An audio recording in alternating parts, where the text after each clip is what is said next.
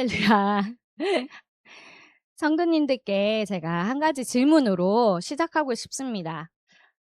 그리스도인으로서 나는 어떠한 자세로 살아야 하는가?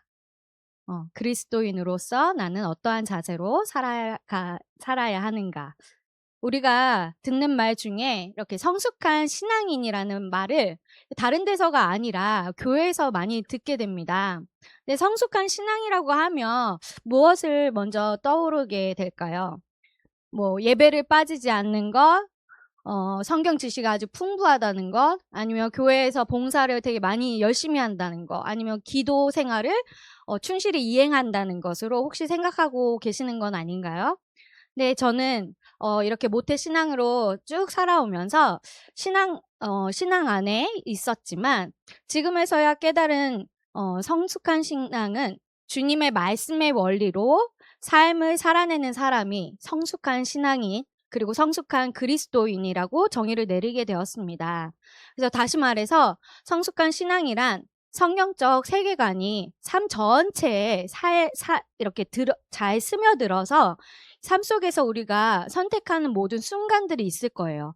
근데 그것이 이제 주님의 뜻에 비추어서 선택하면서 행동하는 것이 드러나는 그 신앙이 결국엔 성숙한 신앙이라고 생각합니다. 그래서 오늘 제목이 되게 묵직한 느낌으로 다가올 수 있을 거예요. 뭐라고 했죠? 새로워진 마음으로 성숙한 신앙인인 제자도의 길, 제자도 하면 예수님처럼 내가 제자가 되어서 살아야 되나? 라는 생각을 되게 하실 거예요. 되게 무겁죠. 근데 이 어두운 현실 속에서 우리가 이 성경 말씀 안에 있는 참 진리 있고 또 생명 되신 예수님의 제자도를 따라가지 않으면 우리는 반드시 흔들려 버리고 또 쉽게 무너질 수 있다는 사실을 분명히 아셔야 합니다. 그래서 사람들은 세상의 분위기를 따라가면서 되게 살기 쉬워요. 저 또한 정신 차리지 않으면 되게 개인주의 아니면 인본주의, 물질주의로 내가 주인인 삶, 그것을 그대로 따라 살아가게 되어진다는 것을 너무나도 잘 알기 때문에 자꾸 깨우치려고 노력을 해요. 그래서 요즘 우리 청년들, 어른들, 뭐 아이들도 너도 나도 할 것 없이 핸드폰으로 되게 쉽게 볼 수 있는 쇼츠 아니면 비디오 영상, 유튜브 그런 거 많이 보시죠? 근데 그것에 저희가 쉽게 노출이 됩니다. 왜냐면 내가 주인인 삶이 정상처럼 보이게 하는 그런 메시지들이 너무나도 많이 있어요. 예를 들어서 너 자신이 기준이야. 네가 행복하면 돼. 그게 정답이야. 아니면 너를 힘들게 하면 그 관계를 끊으면 돼. 아니면 사람은 다 혼자야. 그리고 연락 안 오면 굳이 내가 왜 해? 아니면 이 정도의 스펙이 없으면 넌 못 살아가. 자기 개발 안 하면 넌 루저야. 이런 식으로 많이들 얘기하고 있어요. 근데 이런 말로 이렇게 개인주의화, 그다음에 분별 없는 단절 및 책임 회피, 그리고 자기 정당화가 맞다고 생각해 되어지는 그런 컨텐츠 속에 저희가 살아가고 있습니다. 근데 이게 왜 문제가 될까요? 왜 문제가 될까요? 한번 생각해 보세요.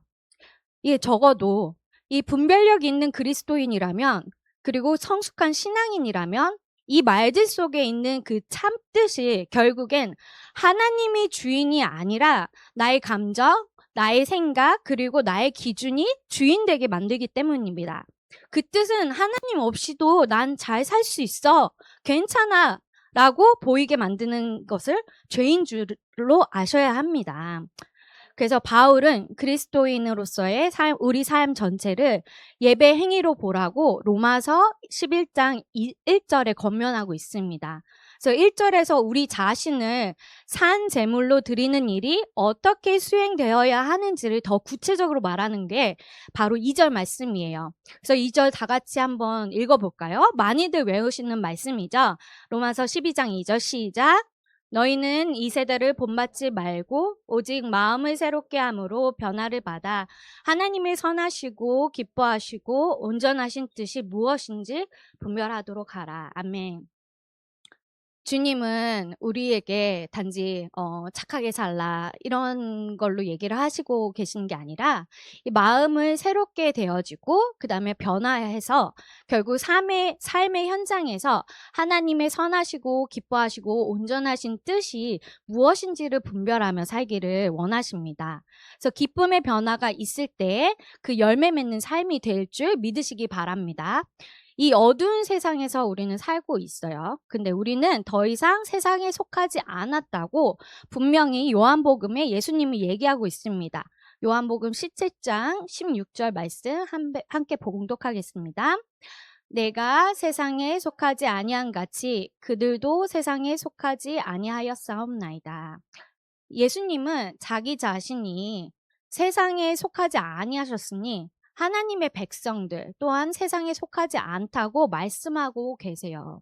그래서 제가 저번 주에 우리 청년들 소그룹 모임할 때 청년들에게 그런 얘기를 했어요. 정말 이 마지막 때에 살아가는 시점에 깨어있는 그런 교회를 찾는 거 되게 어려운데 그런 교회에서 우리가 신앙을 지켜나갈 수 있는 거 너네들 참 부럽다. 그런 얘기를 했어요. 그래서 진짜 깨어있는 교회에서도 이렇게 양과 염소가 분별되어서 나뉘어질 것이고 그걸 선택하는 것도 우리의 몫이라고 다시 생각해 봅니다. 그래서 오늘 우리가 나눌 핵심은 이것입니다. 제자도란 예수님이 걸어가신 길을 따라 말씀과 성령의 능력으로 삶을 드리는 것이다 라고 보시면 돼요. 그래서 우리가 예수님에 대한 내용이 나오는 사복음서를 읽잖아요. 그러면 거기에 예수님이 어떠한 삶을 살았는지 한번 기억해 볼까요? 예수님이 한 12살 되던 때에 예수님이 성전에서 율법 교사들과 대화를 나누고 계실 때 부모님인 요셉과 마리아가 걱정하면서 예수님을 찾게 됐어요. 그래서 예수님을 찾자 예수님이 하신 말씀이 있었죠. 뭐라고 하셨죠? 내가 내 아버지 집에 있어야 될 줄을 알지 못하셨나이까라고 누가복음서에 나와요. 그래서 예수님이 처음으로 자기 정체성과 그리고 사명을 분명히 드러내신 말씀이셨어요. 그래서 하나님의 아들로서 그 아버지의 뜻, 사명에 속한 그 존재임을 드러내신 거죠. 그래서 그 이후로 예수님이 행하신 그런 사역을 보면은 예수님 삶 자체가 예배였고 그리고 말씀을 전하셨고 병자들을 고치셨고 사랑을 베푸셨고 그리고 무엇보다 자기 부인으로 하나님의 뜻을 붙드신 분이셨습니다. 그래서 예수님은 성경적 세계관으로 이 땅을 살아내는 가장 완벽한 완전한 분이셨음을 믿으셔야 됩니다. 그러면 제자란 누구일까? 그리고 제자도가 무엇이고 그리고 제자는 어떠한 자질로 가져야 하는지 한번 살펴볼게요. 신약 성경에 제자라는 단어가 몇 번 나오는지 한번 조사해 보니까 한 269번이 나온다고 합니다. 그래서 제자, 이 단어를 헬라어로 마데테스라고 불러요. 그래서 이 의미는 우리가 생각하는 선생님의 그 강의를 가만히 앉아서 듣기만 하는 학생이 아니라 그 이상의 모습을 말합니다. 즉, 스승의 가르침을 받아들이고 그분께 충성하며 그 다음에 삶 전체를 따라가는 헌신과 순종을 요구하는 의미로 쓰여 있어요. 근데 청년 중에 정말 이러한 사람을 모델로 삼아서 나도 저렇게 변할 거야. 이런 롤 모델이 있습니까? 어떤 그 롤모델 상대가 어떤 한 부분만을 놓고 봤을 때는 어떻게 보면은 훌륭할 수 있어요. 근데 삶 전체를 그분의 제자가 되고 또 헌신하며 나도 그분과 닮아가려는 그러한 제자도의 마음이 있게 하는 인물이 내 주변에 있나 한번 생각해 봤을 땐 그리 많지 않을 거예요. 저는 예수님과 견주어 봤을 땐 더 훌륭한 스승이 없다라고 생각합니다. 그래서 우리는 이 교회에서 말하는 이 제자도는 선교적인 의미로 생각해야 돼요. 왜냐하면 제자의 삶 자체가 이 세상 가운데 하나님의 나라를 드러내기 때문입니다. 많은 크리스천들이 교회 안에서만 성숙한 신앙인 척하는 경우가 많아요. 그쵸. 우리는 교회 안에서만 신앙인이 아니라 우리 삶으로 복음을 보여야 하는 사람들입니다. 그래서 '내가 무엇을 해야 할까?'가 먼저가 되면 안 돼요. 그 질문보다 '나는 누구이고 그리고 나는 누구를 따르는가?'라는 것이 먼저 확립이 되잖아요. 그러면 삶의 방향이 그분께 맞춰져서 기쁨으로 살아갈 수가 있습니다. 그러면 우리가 성숙한 신앙인으로 어떠한 제자의 자질을 갖춰 나가야 할지 짧게 제가 간추렸어요. 짧게 5가지를 요약했어요. 더 많을 수가 있어요. 그런데 그러면 1시간이 훌쩍 넘어갈 것 같아서 제가 5가지로만 했습니다. 먼저 첫 번째로 말씀 안에 거하는 사람이 되어야 합니다. 요한복음 8장 31절 같이 봉독하겠습니다. 그러므로 예수께서 자기를 믿은 유대인들에게 이르시되 너희가 내 말에 거하면 참으로 내 제자가 되고. 네. 혹시 말씀 매일매일 읽으십니까? 아멘이 바로 안 나오네요. 네. 우리 청년부 지보지에 보면은요. 데일리 바이블 리딩 플랜이 있어요. 그거 있는 거 다 아시죠? 아시죠? 네. 그거 제가 따로 광고를 안 했습니다. 혹시나 성경책을 안 읽고 계시는 분들을 위해서 하루에 3장씩 성경을 꾸준히 읽으시면 한 1년 한 1개월 1년 만에 진짜 성경 일독 하신 겁니다. 그래서 꼭 성경 일독 하시라고 제가 넣어 놨어요. 그래서 안 보시는 분들은 꼭 읽으셔야 합니다. 우리가 이 말씀을 뜨문뜨문 이렇게 가끔 읽는 정도가 아니라 말씀 안에 거하면이라고 얘기하셨어요. 저기 내 말에 거하면. 이 거한다를 헬라어 단어 원형은 그 메노라고 하는데요. 메노에서 파생된 단어인데 뜻이 머무르다, 거하다, 계속하다, 살다, 남아있다라는 것이에요. 그래서 예수님의 말씀 안에 지속적으로 머무르면서 신앙생활을 계속하는 것을 의미하는 겁니다. 예수님을 핍박했던 사람이 누가 있어요? 그 사울이 있었죠. 사울이 바울이 되기 전에 사울의 모습을 봤을 때 이 다메섹 도상에서 주님을 이렇게 처음 만나고 완전히 바뀌었어요. 그게 왜 그랬을까요? 성령께서 그에게 진리를 깨닫게 해 주셨기 때문입니다. 그래서 내가 말씀을 읽고 성령이 이 말씀이 살아 움직여서 내 삶에 적용되게 해 주세요 라고 도움을 요청하시면서 지혜를 간구했을 때 진짜 죄에서 자유함을 얻고 그리고 말씀이 정말 꿀보다도 달다라고 느끼실 거예요. 그래서 말씀이 살아서 역사했던 순간들을 간증하실 수가 있습니다. 아까 아침에 일부 예배도 얘기하셨지만 목사님이 간증거리가 없으시면 안 돼요. 다들 간증거리가 있을 거예요. 그래서 저도 몇 개로 이렇게 말씀으로 붙잡고 기도했을 때 정말 하나님께서 훈련하신 적들이 많습니다. 그래서 항상 간증이 최신 걸로 업그레이드 매일매일 되셔야 됩니다. 그래서 저번에 제가 이 말씀에 대해서 이렇게 묵상하고 있었는데 한 청년이랑 문자를 하게 됐어요. 카톡을 하게 됐는데 이 청년이 직장에서 힘듦이 있어서 되게 스트레스를 받는다고 하더라고요. 근데 그 마음을 성경책을 들고 카페에 가서 고린도전서 13장 사랑의 구절을 읽게 됐다고 하더라고요. 그래서 일하러 갔다고 하더라고요. 얼마나 기특해요? 그래서 너무나도 기특한 마음에 오라고 얘기를 했어요.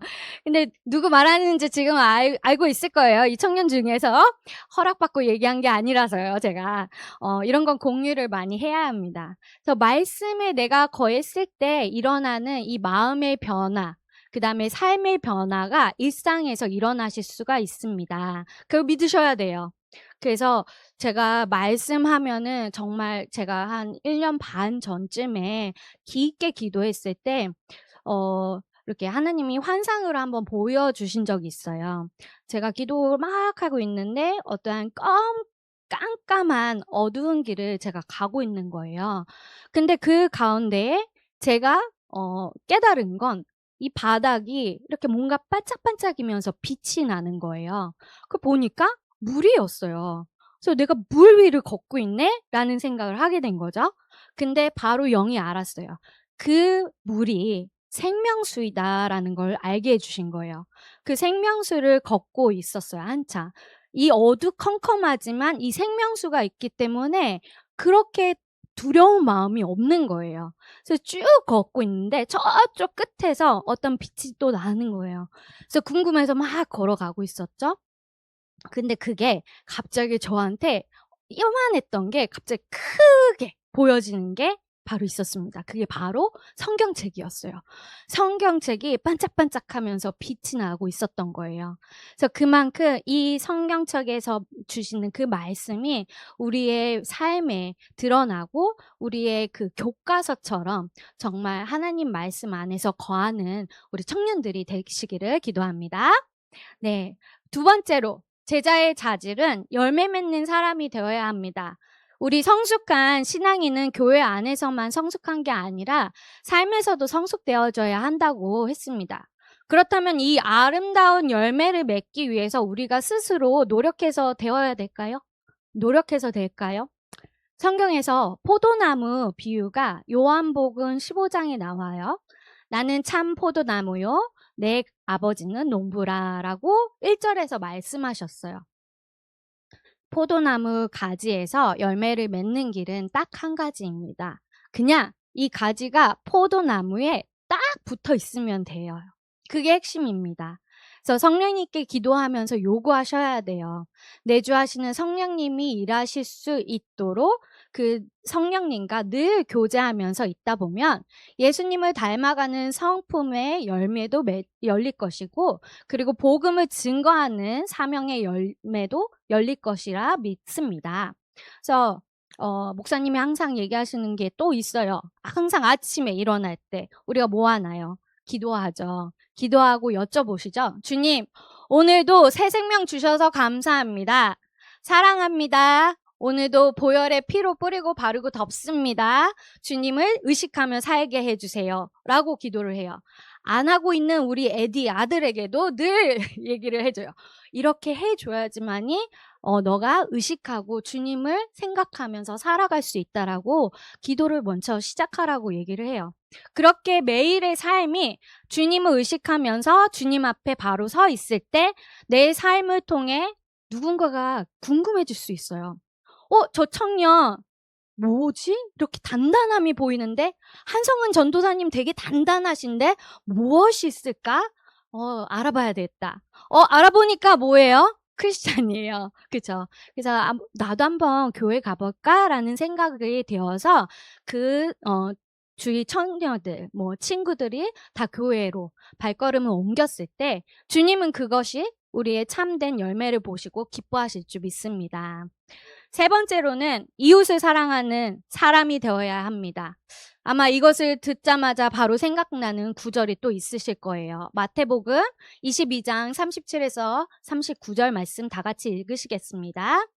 예수께서 이르시되 내 마음을 다하고 목숨을 다하고 뜻을 다하여 주 너의 하나님을 사랑하라 하셨으니 이것이 크고 첫째 되는 계명이요.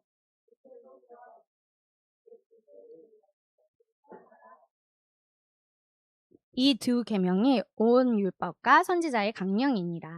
이게 우리 첫째 계명은 주 너의 하나님을 사랑하라. 그리고 두 번째 계명은 내 이웃을 내 자신같이, 내 몸과 같이 사랑하라는 사명이 우리에게 주어졌습니다.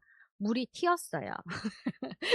네, 사실 우리가 늘 주님을 사랑합니다. 라고는 표현을 할 수 있어도 이 두 번째 계명이 네 이웃을 내 몸과 같이 사랑하는 것은 정말 어려운 일이에요. 흔히 이웃을 사랑하라고 하면 길에서 쓰러진 노약자들, 홈리스 분들, 사람을 도와주는 것이라고 생각하고, 아니면 선교 가서 하나님의 사랑을 전해야겠다는 일을 대표적으로 생각하실 거예요. 하지만 이런 특별한 순간에만 하는 사랑이 아니라 힘들어하는 사람, 내 주변에 있는 사람 중에 기분이 울적한 사람도 있고요. 내성적인 사람이 있어서 말을 못하는 친구도 있고요. 그리고 심히 과하게 너무 표현을 해서 절제해야 되는 친구도 있고요. 나를 불편하게 해서 저 사람하고 친하면 되게 힘들 것 같은데 이런 친구도 있고요. 정말 많은 친구들이 있어요. 그 주변에 다 있을 거예요. 그런데 "나 너무 바빠서 아이 귀찮아. 다음번에 하지 뭐. 다음번에 도와주지." 이런 생각을 하시는 게 아니라 마음만 있으면 언제든지 그 사람들을 사랑으로 대하가는 거. 그냥 친구처럼 대해 주는 것. 그게 되게 중요한 것 같아요. 그래서 이웃 사랑은 거창한 위로가 아니라 지금 내가 조금 귀찮아지는 선택을 감수하는 것임을 깨달아야 합니다. 그래서 사랑이라는 감정이 먼저 생겨야지 이웃을 사랑할 수 있나요? 절대 아니에요. 예수님처럼 이렇게 그냥 가까이 가는 것입니다. 예수님이 세리와 죄인들의 친구가 되어 주신 예수님처럼 우리는 사람을 향해 그다음에 예수님의 마음이 내 안에 생길 수가 있어요. 그래서 작은 친절, 작은 섬김, 작은 충성이 결국 큰 사랑으로 갈 수 있게 된다는 거. 그게 하나의 첫 스텝이신 것을 아시길 바랍니다. 그래서 우리 모두가 상대의 마음을 살피고 하나님의 사랑이 드러나서 하나님의 영광이 일어나지길 기도합니다. 네 번째로는요. 그리스도를 누구보다 더 사랑하는 사람이 되어야 합니다. 아마도 그 누구보다도 그리스도를 더 사랑하는 성경 인물 하면 떠오르는 사람들이 몇몇 있죠. 그중에 저는 아브라함을 얘기하고 싶어요. 아브라함에게는 정말 기다리고 기다렸던 하나님이 약속하신 그 아들이 있어요. 그 아들의 이름이 뭐죠? 이삭. 그죠? 이삭이 아브라함의 나이 100세 때에 주어졌습니다. 그래서 100세에 낳았으니 얼마나 소중했겠어요. 정말 귀한 자식이었습니다. 그런데 그런 소중한 아들을 하나님께 제사 드리는 번제물로 드리라는 하나님의 그 청천벽력 같은 명령을 받게 됩니다. 근데 그의 자식에 대한 사랑과 하나님에 대한 순종, 이 두 갈림길에서 아브라함은 정말 괴로운 선택을 했을 거예요. 근데 이삭을 데리고 이 번제에 쓸 나무를 쪼개어 가지고 떠나서 하나님이 알려주신 그 땅으로 번제하려는 그 길목에서 아브라함의 슬픈 마음은 정말 이루 말할 수가 없었을 것입니다. 그렇지만 아브라함은 하나님의 말씀에 순종했어요. 그래서 그가 이삭을 번제물로 드리는 순간 하나님은 급하게 외치셨어요. 아브라함을 3번이나 급하게 외치셨어요. 그래서 아브라함은 그 이후로 큰 복을 받고 그리고 자손의 복을 받게 되었습니다. 그래서 가장 소중한 것으로 하나님이 시험하실 때에 우리 자신이 과연 주님을 그것보다 더 사랑할 수 있는지, 사랑할 수 있는 마음이 있는지 없는지를 스스로 돌이켜 보셔야 돼요. 오늘 집에 가서 꼭 한번 생각해 보시길 바랍니다. 내가 가장 소중하게 생각하는 게 뭐였을까? 내 자식, 여기는 자식이 많이 없겠죠. 청년들이니까. 사랑하는 여인일까? 그죠? 그런 걸로 비교하면 됩니다. 그 다음에 마지막이에요. 제자도의 자질의 마지막으로는 자기 십자가를 지고 그리스도를 따르는 사람이 되어야 합니다. 많은 사람들은 십자가를 내가 짊어져야 하는 그런 힘든 상황이나 질병, 환경, 관계, 고난 문제로만 생각합니다. 근데 물론 고난도 포함이 될 수 있어요. 근데 성경이 말하는 십자가는요, 더 본질적으로 자기 부인과 헌신의 상징이에요. 그래서 예수님께서 십자가를 지고 골고다 언덕으로 그 올라가신 그 십자가는 사랑과 헌신의 상징입니다. 그래서 십자가로 인한 그런 구원은 고통의 대가가 아니라 전적인 하나님의 사랑으로 이 땅의 인간들에게 헌신적인 그런 사랑의 대가인 줄 믿으셔야 합니다. 십자가는 예수님이 모든 것을 바치고 그리고 남김없이 자기의 몸을 바친 사랑의 존재임을 보여주고 있어요. 그래서 예수님 자신은 본인이 십자가 처형을 당할 것을 미리 아셨어요. 그래서 마태복음 26장 38절 말씀 같이 읽어보시겠습니다. 시작. 내 마음이 매우 고민하여 죽게 되었으니 너희는 여기 머물러 나와 함께 깨어있으라 하시고, 상상을 해보시기 바랍니다. 예수님이 내 마음이 매우 고민하여 죽게 되었으니 라고 하셨어요. 그래서 인간의 몸으로 이 땅에 오셨기 때문에 그 십자가의 처형이 그 고통이 얼마나 많이 느끼실까요? 정말 고민하셨을 텐데 하나님께 드리는 그의 마음을 간절히 기도하시는 것을 우리는 성경을 통해서 보게 됩니다. 그 죽음의 관문을 통과해야 되기 때문에 예수님은 더 기도로 준비하셨을 것입니다. 그래서 예수님은 나의 원대로, 나의 뜻대로 하지 마시고 아버지의 원대로 하옵소서라고 기도를 하셔요. 그래서 십자가는 아버지의 뜻에 내 뜻을 굴복시키는 것입니다. 그래서 바울도 그 길을 걸었죠. 돌에 맞고 감옥에 갔고, 그리고 이제 오해도 받고 또 버림을 받았어도 그는 고난을 이렇게 표현합니다. 로마서 5장 3절에서 5절 시작. 다만 이뿐 아니라 우리가 환난 중에서도 즐거하니 이는 환난을 인내를, 인내는 연단을, 연단은 소망을 이루는 줄 알미로다. 소망이 우리를 부끄럽게 하지 아니함은 우리에게 주신 성령으로 말미암아 하나님의 사랑이 우리 마음에 부은 바 됨이니. 결국 바울이 고난을 당하면서도 불평하지 않을 수 있었던 이유는 자신이 인내하며 그분께만 소망을 두는 사람으로 변화되고 있음을 확신했기 때문일 것입니다. 그래서 이처럼 바울은 자기의 십자가 안에서 그리스도를 믿고 따르는 한 사람으로 선택되어짐을 우리는 성경을 통해서 느낄 수 있어요. 그래서 결론을 맺어볼게요.